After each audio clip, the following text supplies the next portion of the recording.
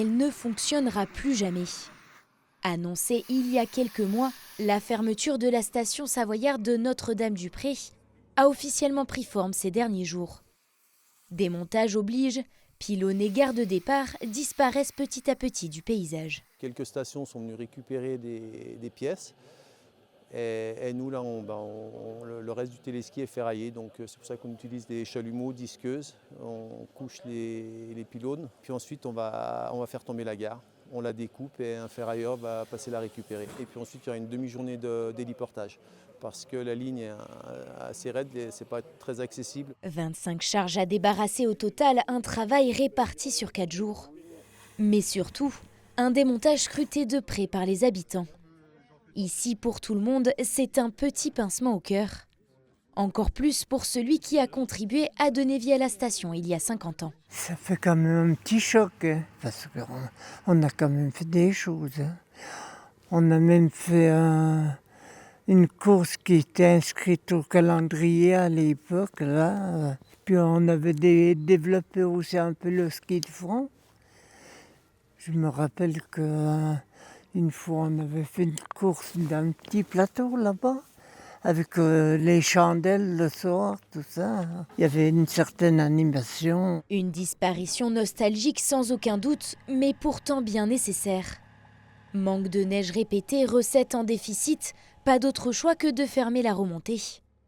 Pour autant, pas d'inquiétude pour la commune quant à l'avenir de la station. On est une station très familiale, donc on a beaucoup d'hébergeurs en fait qui louent pendant l'hiver et puis même l'été en fait. Donc on a une vie quand même au niveau de la commune qui continue. Hein. Et puis on a cette chance inouïe d'être à proximité de Montalbert notamment. Et donc les personnes qui veulent vraiment faire du ski sur la Plagne ou autre, ils viennent. Mais souvent ils vont faire du ski sur la Plagne et ils viennent hébergés ici à Notre-Dame-du-Pré parce que c'est un village, c'est typique et ils aiment bien la vie de village. Une page se tourne donc pour la plus petite station de Tarentaise. Mais celle-ci se tourne déjà vers l'avenir avec l'envie de développer les activités de randonnée. Et pourquoi pas, si neige il y a, la mise en place d'une luge d'hiver.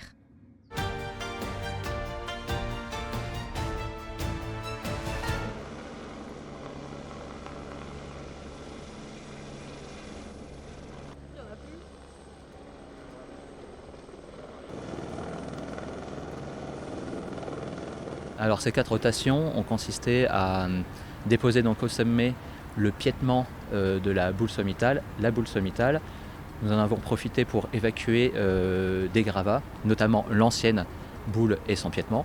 Et aujourd'hui c'était une opération particulière parce qu'on a utilisé un hélicoptère pour lever ces éléments qui font 1,3 tonne.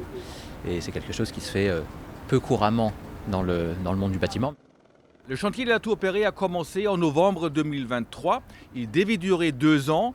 Nous avons pris quelques semaines de retard.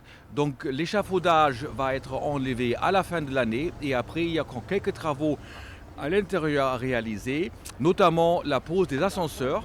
Et l'ouverture de la tour Perret est prévue aujourd'hui au printemps 2026. La tour Perret, elle reproduit des formes géométriques, comme c'était souvent le cas dans les années 20, dans l'architecture contemporaine. Et la boule est donc une sphère parfaite qui représente aussi la vue à 360 degrés qu'on a sur la ville et les montagnes depuis la plateforme sommitale de la tour.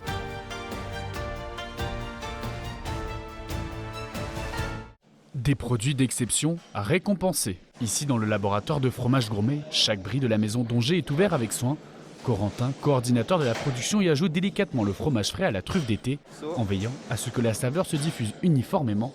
Si le détail de la recette reste secret et le processus semble simple, chaque étape demande précision et est le fruit de multiples essais. Et voilà, il y a eu plusieurs essais, plusieurs dosages, on va dire, dans la préparation, jusqu'à ce qu'on arrive à obtenir le mélange parfait, entre guillemets, à nos yeux, et qui plaît apparemment au grand public. Une minutie récompensée, le brie du gourmet à la truffe d'été a décroché la médaille d'or au mondial du fromage à Tours. Le jury a salué son visuel, son odorat, sa texture, son goût et son harmonie. 5 critères qui distinguent les meilleurs fromages du monde.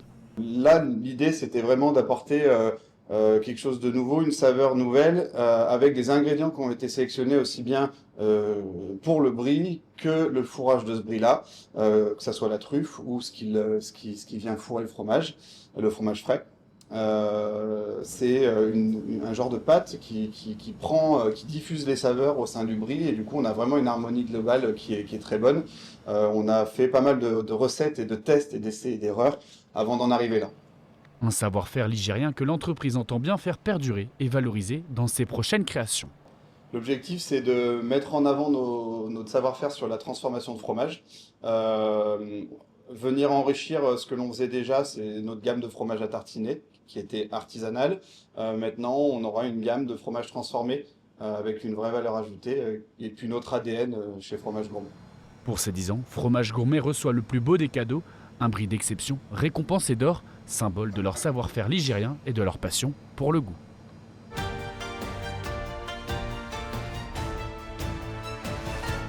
En Isère, la saison d'hiver se prépare déjà. Les 21 stations du département recrutent à plein régime, sur les pistes comme en dehors. Pour faire se rencontrer les employeurs et les candidats, France Travail et Chirol et les communautés de communes de Loisan et du Grésivaudan organisent le salon de l'emploi saisonnier. Je suis venue sur le salon afin de recruter du personnel pour nos villages vacances et en particulier pour celui des 7 lots. Des postes à l'hébergement, donc au ménage, en réception, des postes également en cuisine et des postes au service en salle. Je fais des saisons plutôt animation et réception. Donc voilà, je cherche pour cet hiver, donc c'est pour ça que je suis venu à ce salon. J'ai déjà fait 2 entretiens là. Ça a été pas mal. Cet été, j'ai fait des extras en festival. Ça m'a donné envie d'essayer de faire des extras en station. Pour moi, c'est plutôt important parce que ça permet de rencontrer des gens qu'on n'aurait pas rencontrés, qu'on n'aurait pas eu l'idée d'aller voir ou qu'on connaît tout simplement pas.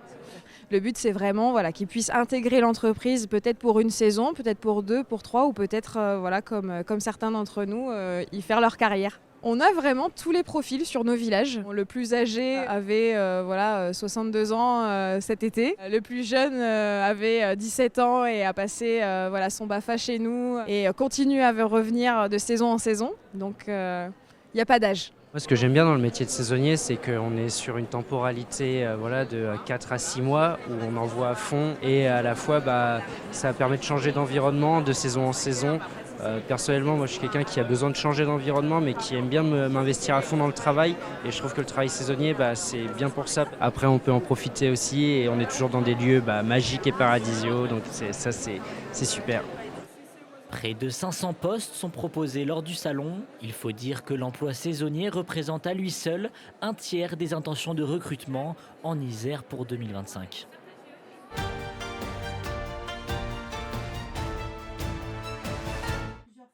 À première vue, un simple atelier créatif.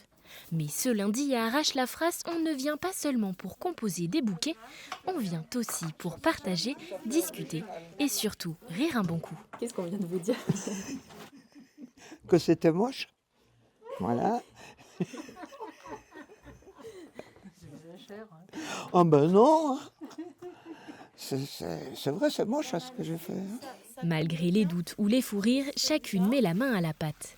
Au fil du temps, les participantes prennent confiance, affinent leurs gestes et laissent libre cours à leur imagination. Comme j'ai une table rectangulaire chez moi, je vais partir comme ça, avec des choses très longues pour faire comme un bateau, comme un vaisseau, tu vois. Bon, ça fait des années que je suis portugaise, ça fait des années que je suis au carreau.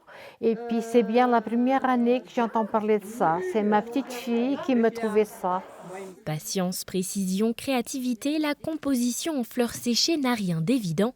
C'est pourquoi la formatrice est là pour accompagner chacune des étapes. Il y a des techniques quand même qui restent de termes professionnels de fleuristes et puis qu'on ne sait pas forcément. Du coup, il faut les montrer, expliquer. Voilà. L'atelier a été mis en place dans le cadre de la Semaine Bleue pour valoriser le lien social et offrir un moment à soi aux aînés de la commune. Ça leur permet déjà de se rencontrer autour d'une activité qu'ils ne connaissent pas pas forcément, hein, et ça permet voilà, d'éviter l'isolement et puis de permettre de nouer des liens et de nouveaux liens pour certains, même si on est sur une commune où les gens se voient assez régulièrement. Mais il faut quand même néanmoins lutter contre l'isolement. Des pommes de pin, des fleurs séchées et beaucoup de chaleur humaine arrachent la phrase « On a prouvé une fois encore que vieillir, c'est aussi fleurir autrement ».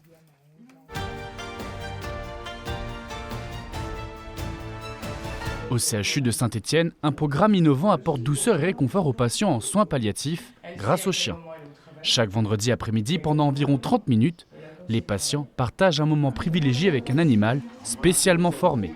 Oui, disons que ça me procure une sensation de soulagement, d'être dépaysé, d'être ailleurs, autre que de penser qu'à ma pièce d'hospitalisation,